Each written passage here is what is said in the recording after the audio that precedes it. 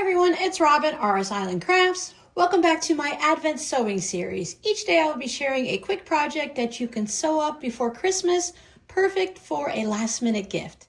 If you'd like a more detailed tutorial, I'll add a link down in the description box to a full step-by-step video. Now let's get started. On a previous Advent day, we made a simple coaster with just one fabric on each side. Today I'd like to show you a 4-patch coaster, which will allow you to incorporate more fun designs if you'd like.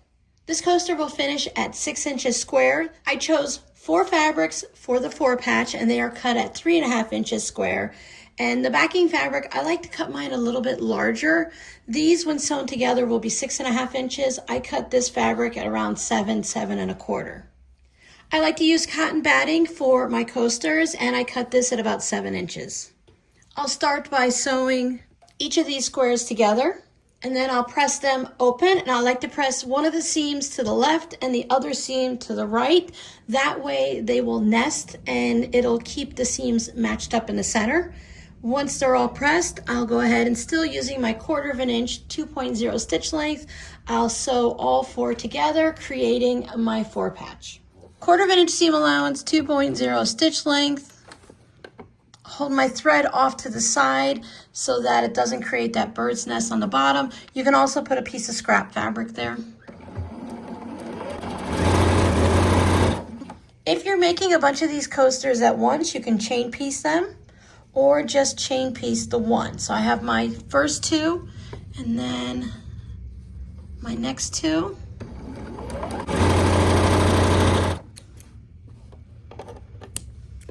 Take these over to the iron, and I'm going to press them both to the red fabric. See, the seams are going to the red fabric,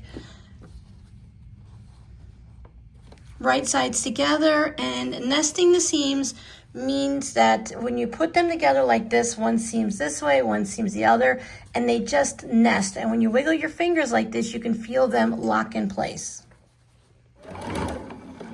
You could put a pin or clip to hold them in place if you need to.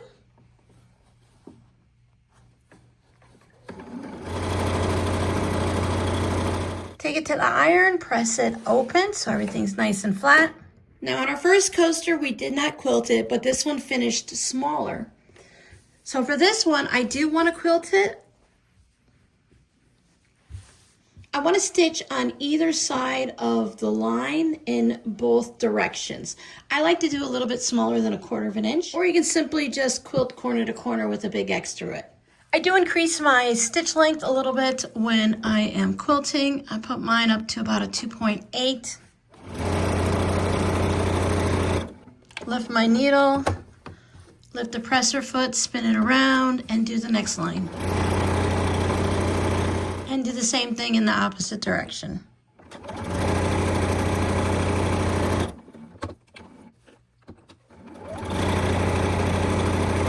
And give it a good press. Here's my quilting line. You can see them better on the back. Now I want to trim this down to 6.5 inches. If your squares were sewn together and they're a little bit wonky, it's okay. Just trim it down to whatever size your 4-patch is. Mine's not always perfect either.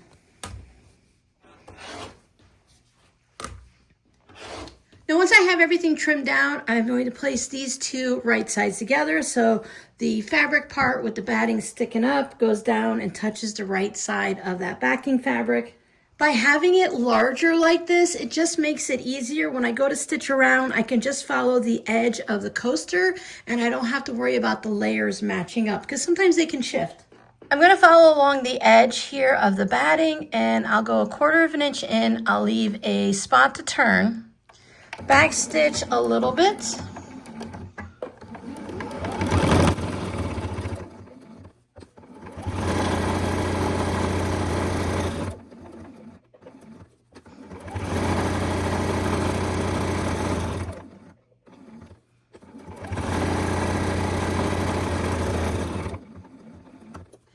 And when I come back around, I'll leave that little opening and back stitch at the end again.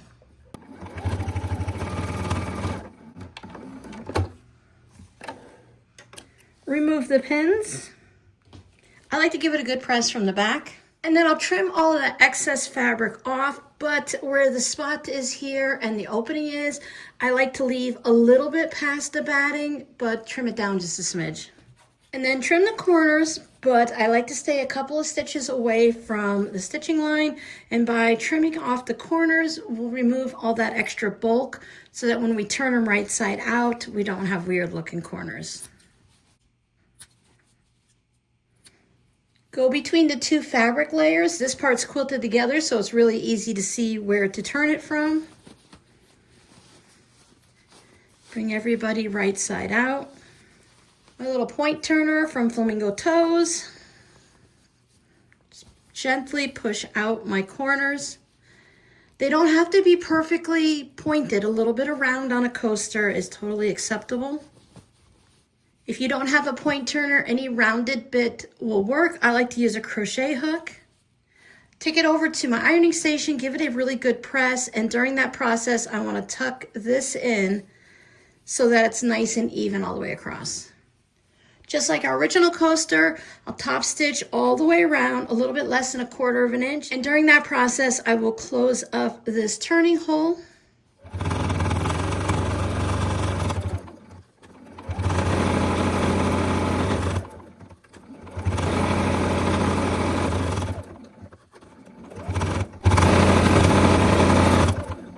When I come back to the beginning, I like to do about 3 to 5 stitches past that beginning point and then back stitch to secure it. And our 4-patch coaster is now finished and ready to gift. I love making this style coaster. This one is my favorite one. I do also like to make the 9-patch. And I think coasters are a great gift. Most people won't ask for one, but if they have them available, people do like to use them. The original one was made using 2 charm squares that were left over from a previous Christmas pack. And with the larger size, you can put your water bottle on it, or maybe for those people that like to have an extra large coffee cup, add a gift card to their favorite beverage place.